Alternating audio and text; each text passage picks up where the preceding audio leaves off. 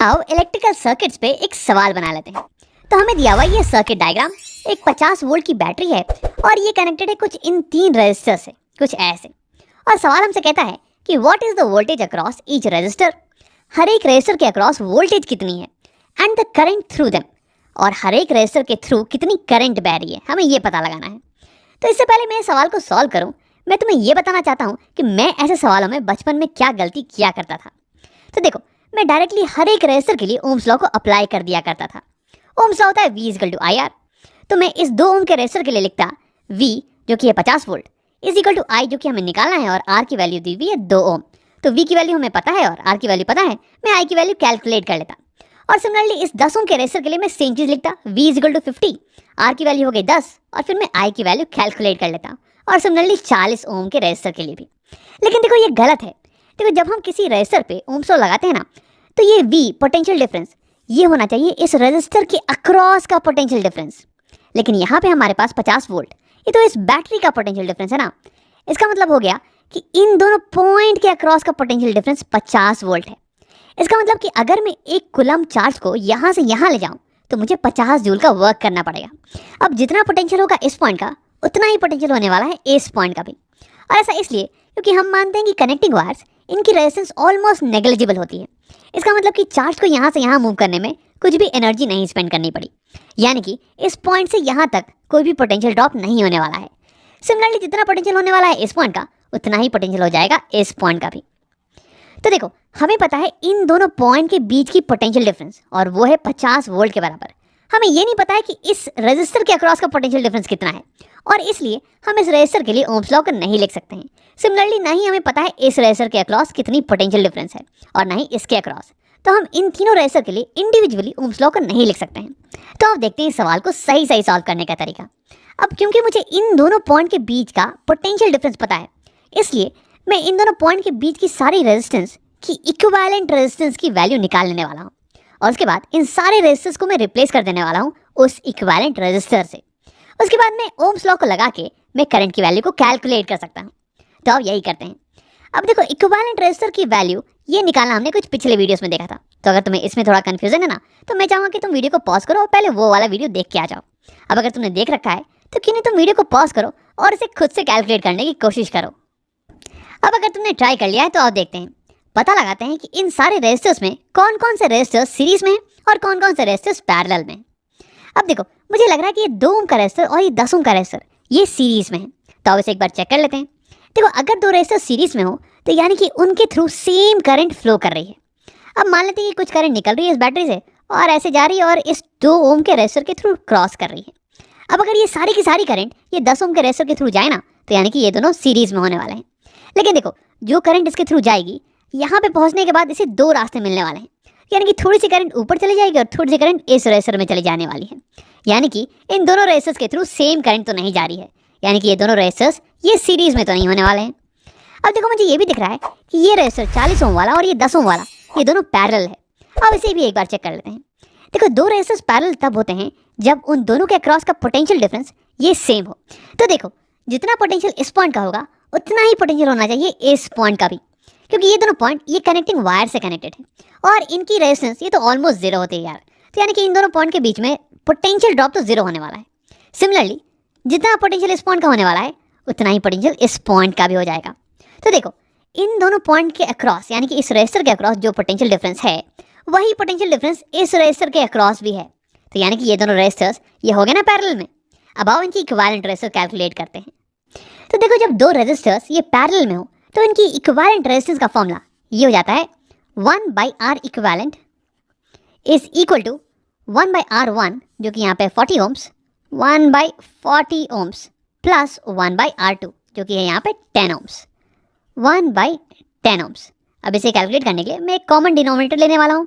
तो ये हो जाने वाला है 40 और 10 का कॉमन डिनोमिनेटर हो गया 40, LCM 40 और 40 इंटू 1 तो ऊपर में भी इंटू 1 करने वाले हैं हम। तो 1 प्लस 10 इंटू 4 तो न्यूमरेटर में भी हम इंटू 4 कर देंगे। तो यहाँ पे हो गया 4 + 1 5, 5/40। अब देखो ये है 1/R इक्विवेलेंट, हमें तो कैलकुलेट करना है इक्विवेलेंट रेजिस्टेंस, तो यानी कि हम दोनों साइड हम रेसिप्रोकल लेने वाले हैं। तो हमारे पास मान लिया जाने वाला है R equivalent is equal to 40/5। और इसकी वैल्यू हो जाती है 8 ओम्स के बराबर, 8 ओम्स। इसका मतलब ये हुआ कि इन दोनों रेजिस्टर्स की इक्विवेलेंट रेजिस्टेंस ये होने वाली है 8 ओम। यानी कि इस सर्किट में मैं अगर इन दोनों को रिप्लेस करके एक सिंगल 8 ओम का रेजिस्टर लगा दूँ ना, तो सर्किट में कुछ नहीं बदलने वाला है। सर्किट में सेम करंट फ्लो होने वाला है। इस रेजिस्टर के अक्रॉस का पोटेंशियल डिफरेंस ये भी सेम ही रहने वाला है। तो अब इसी को करते हैं, मैं सवाल को यहाँ पे हटा देता हूँ। हाँ, हम पूरे सर्किट को सेम रखने वाले हैं, केवल इन दोनों रेजिस्टर्स को हम रिप्लेस कर देंगे 8 ओम के इक्विवेलेंट रेजिस्टेंस से। अब तुम्हें ये दिख रहा होगा कि ये दोनों ही रेजिस्टर्स ये सीरीज में हैं। अब दो रेजिस्टर सीरीज में तब होते हैं जब उन दोनों के थ्रू सेम करंट फ्लो करे। अब मान लो कि यहाँ से कुछ करंट निकली और ये फ्लो करने वाली 2 ओम के थ्रू। अब यही सेम पूरी की पूरी करंट ये 8 ओम के थ्रू भी फ्लो करने वाली है। तो यानी कि ये दोनों रेजिस्टर्स हो गए सीरीज में। अब इन दोनों का इक्विवेलेंट हम निकाल लेंगे। तो जब रेजिस्टर सीरीज में हो तो उनकी इक्विवेलेंट रेजिस्टेंस ये हो जाती है उनकी इंडिविजुअल रेजिस्टेंस का सम। तो यानी कि इन दोनों का सम 8 + 2 हो गया 10 ओम। 10 ओम की हो जाएगी इक्विवेलेंट रेजिस्टेंस। यानी कि इस सर्किट में मैं इन दोनों को रिप्लेस कर देने वाला हूँ एक 10 ओम के रेजिस्टर से, 10 ओम का रेजिस्टर। और इस सर्किट में कुछ भी चेंज नहीं होने वाला है। इस सर्किट में अभी भी सेम करंट फ्लो करेगा और पोटेंशियल डिफरेंस भी सेम होने वाला है। तो यहाँ पे हमने अपने सर्किट को सिंप्लीफाई कर लिया है। अपने सारे रेजिस्टर्स की इक्विवेलेंट रेजिस्टेंस को हमने कैलकुलेट कर लिया है। अब मुझे पता है कि इस बैटरी के अक्रॉस का पोटेंशियल डिफरेंस ये कुछ 50 वोल्ट्स के बराबर, यानी कि इन दोनों पॉइंट के बीच का पोटेंशियल डिफरेंस ये हो जाएगा 50 वोल्ट्स। और जितना पोटेंशियल होने वाला है इस पॉइंट का, उतना ही पोटेंशियल हो जाएगा इस पॉइंट का भी। और सेम जितना पोटेंशियल होगा इस पॉइंट का, उतना ही पोटेंशियल हो जाएगा इस पॉइंट का भी। तो यानी कि इन दोनों पॉइंट्स के बीच का पोटेंशियल डिफरेंस ये भी होने वाला है 50 वोल्ट्स के बराबर। यानी कि इस रेजिस्टर के अक्रॉस का पोटेंशियल डिफरेंस ये बराबर हो जाएगा 50 वोल्ट्स के। अब मुझे ये भी पता है कि इस रेजिस्टर की वैल्यू कितनी है, 10 ओम्स। मुझे V पता है और R पता है। तो यानी कि मैं इस रेजिस्टर से बहने वाले करंट की वैल्यू कैलकुलेट कर सकता हूँ ओम्स लॉ का इस्तेमाल करके। तो अब यही करते हैं। पहले मैं थोड़ी सी जगह बना लेता हूँ यहाँ पे। हाँ, तो मुझे V की वैल्यू पता है। V across the resistor is 50 volt, this is equal to I, जिसकी वैल्यू हमने कैलकुलेट करनी है, और R, इसकी वैल्यू हमें दी हुई है 10 ओम्स। अब अगर मैं दोनों साइड 10 ओम से डिवाइड कर दूँ तो मेरे पास I की वैल्यू आ जाने वाली है। I is equal to 50 volt divide by 10 ohm. 50 by 10 ये हो गया 5, और वोल्ट बाई ओम ये हो जाएगा एम्पियर। तो यानी कि 5 एम्पियर का करंट फ्लो कर रहा है इस रेजिस्टर के अक्रॉस। और क्योंकि ये एक सिंपल सर्किट है, तो यानी कि पूरे सर्किट में 5 एम्पियर का करंट ही फ्लो कर रहा होगा। तो ये हो गया बैटरी का पॉजिटिव टर्मिनल, और यहाँ से कन्वेंशनल करंट निकलती है, और ये होगी कन्वेंशनल करंट की डायरेक्शन ऐसे और ऐसे। तो यानी कि इसमें 5 एम्पियर का करंट फ्लो कर रहा है। 5 एम्पियर, इसे मैं यहाँ लिख देता हूँ। हाँ, लेकिन यार हमें तो ये पता लगाना था कि हर एक इंडिविजुअल रेजिस्टर में कितना करंट फ्लो कर रहा है और इनके अक्रॉस का पोटेंशियल डिफरेंस क्या क्या है। लेकिन हमने तो यहाँ पे इक्विवेलेंट रेजिस्टेंस के अक्रॉस का पोटेंशियल डिफरेंस कैलकुलेट किया है, और इक्विवेलेंट रेजिस्टेंस में बहने वाला करंट इसकी वैल्यू कैलकुलेट की है। अब यहाँ से हम यहाँ कैसे पहुँचें? तो यहाँ से हम पहुँचेंगे एक स्टेप पीछे, और फिर यहाँ से हम पहुँच जाएंगे अपने ओरिजिनल सवाल पे। आओ देखते हैं कैसे। तो अगर मैं इस सर्किट से इस सर्किट पे आऊँ तो ये 10 ओम का रेजिस्टर ये टूट जाने वाला है 2 ओम और 8 ओम के रेजिस्टर में, और ये दोनों ही रेजिस्टर्स ये सीरीज में हैं। यानी कि जितनी करंट इससे फ्लो करेगी उतनी ही करंट इससे भी फ्लो करनी चाहिए। अब जितनी करंट इन दोनों के इक्विवेलेंट रेजिस्टर से फ्लो करेगी ना, उतनी ही करंट इससे भी फ्लो करनी चाहिए, क्योंकि ये सीरीज में थे ना। तो यानी कि 5 एम्पियर और 5 एम्पियर का करंट इन दोनों से भी फ्लो करने वाला है। अब अगर तुम्हें ये समझ में नहीं आया तो तुम ऐसे देखो इस सर्किट में बैटरी से 5 एम्पियर की करंट निकल रही थी, और क्योंकि ये दोनों सर्किट्स ये इक्विवेलेंट सर्किट्स हैं, यानी कि इस केस में भी 5 एम्पियर की करंट निकलने वाली है, और दोनों के थ्रू 5 एम्पियर की करंट ही जाएगी। अब देखो इस रेजिस्टेंस के थ्रू 5 एम्पियर की करंट जा रही है, और इसके रेजिस्टेंस इसकी वैल्यू भी मुझे पता है, यानी कि I और R दोनों की वैल्यू पता है। यानी कि मैं ओम्स लॉ का इस्तेमाल करके ये पता लगा लूँगा कि इसके अक्रॉस का पोटेंशियल डिफरेंस ये कितना है। तो यही करते हैं। तो V is equal to IR, I हो गया 5, R हो गया 2, 5 2 10। तो यानी कि इसके अक्रॉस का पोटेंशियल डिफरेंस ये हो जाएगा 10 वोल्ट्स के बराबर, 10 वोल्ट्स। सिमिलरली इस रेजिस्टेंस की बात करते हैं। इसके थ्रू 5 एम्पियर का करंट जा रहा है, और इसके रेजिस्टेंस है 8 ओम, यानी कि V is equal to IR, 5 × 8, 8 5 40। इसके अक्रॉस 40 वोल्ट्स की पोटेंशियल डिफरेंस होने वाली है, 40 वोल्ट्स। अब आओ देख लेते हैं कि हमारा जवाब सही आया कि नहीं। देखो यहाँ से यहाँ तक का पोटेंशियल ड्रॉप ये है 10 वोल्ट्स, और यहाँ से यहाँ तक का पोटेंशियल ड्रॉप ये है 40 वोल्ट्स। तो टोटल पोटेंशियल ड्रॉप यहाँ से यहाँ तक का ये हो जाने वाला है 10 + 40 इज इक्वल टू 50 वोल्ट्स। अब ये तो सही बात भी है यार। यहाँ इक्विवेलेंट सर्किट में अगर तुम देखो तो यहाँ से यहाँ तक का पोटेंशियल ड्रॉप ये है 50 वोल्ट्स। तो सेम यहाँ भी हमें वही आ रहा है। अब आओ एक स्टेप और पीछे चलते हैं, यहाँ से यहाँ आते हैं। तो देखो हमें पता है कि 2 ओम के रेजिस्टर के थ्रू कितनी करंट जा रही है, और इसके अक्रॉस पोटेंशियल डिफरेंस कितना है, ये हमने यहाँ पे कैलकुलेट कर लिया था। करंट है यहाँ पे कुछ 5 एम्पियर, और इसके अक्रॉस का पोटेंशियल डिफरेंस ये हमने निकाल रखा है एज 10 वोल्ट्स। अब देखो ये 8 ओम का जो रेजिस्टर है, ये यहाँ से जब यहाँ जाओगे तो ये टूट जाने वाला है 10 ओम और 40 ओम के रेजिस्टर में। और ये दोनों ही रेजिस्टर ये पैरेलल में है। पैरेलल में क्या होता है कि पोटेंशियल ड्रॉप ये सेम होता है, यानी कि इन दोनों रेजिस्टर के अक्रॉस का पोटेंशियल ड्रॉप ये सेम होगा और ये बराबर होने वाला है इन दोनों के इक्विवेलेंट रेजिस्टर के अक्रॉस के पोटेंशियल ड्रॉप के, यानी कि 40 वोल्ट्स के।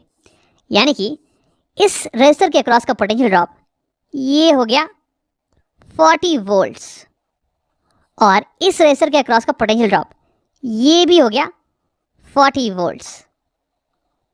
हाँ, अब देखो मुझे इस रेजिस्टर के अक्रॉस का पोटेंशियल ड्रॉप पता है और इसकी रेजिस्टेंस, इसकी वैल्यू भी पता है, यानी कि V और R इन दोनों की वैल्यू पता है। तो अगर मैं इस रेजिस्टेंस के लिए ओम्स लॉ को अप्लाई करूं तो मैं I की वैल्यू पता लगा सकता हूं। तो अब यही करते हैं। तो V equal to I R, अब दोनों साइड अगर मैं R से डिवाइड कर दूं तो V by R is equal to I, ये हो जाएगा। तो इससे मैं कैलकुलेट कर लूँगा कि इस रजिस्टर में I कितना है। तो V is 40 divide by R is 10, 40 by 10 ये हो जाएगा 4, यानी कि इसके थ्रू 4 एम्पियर की करंट फ्लो कर रही है, 4 एम्पियर की करंट। और सिमिलरली इसके थ्रू हम कैलकुलेट कर लेते हैं 40 volts divide by 40 ohms, 40 by 40 हो गया 1, यानी कि इसके थ्रू 1 एम्पियर की करंट फ्लो कर रही है। हाँ, तो हमने कैलकुलेट कर लिया कि दोनों रेजिस्टर के थ्रू कितनी करंट फ्लो कर रही है। और इसे एक बार वेरीफाई भी कर लेते हैं। तो यहाँ से गई 5 एम्पियर की करंट और फिर ये स्प्लिट कर जाने वाली है 2 रास्तों में, लेकिन ये ऐसे स्प्लिट करेगी कि इन दोनों रास्तों का जो सम होगा ना ये 5 एम्पियर के बराबर होना चाहिए। यहाँ 1 और यहाँ 4, 4 1 5, यानी कि ये बराबर आ रहा है।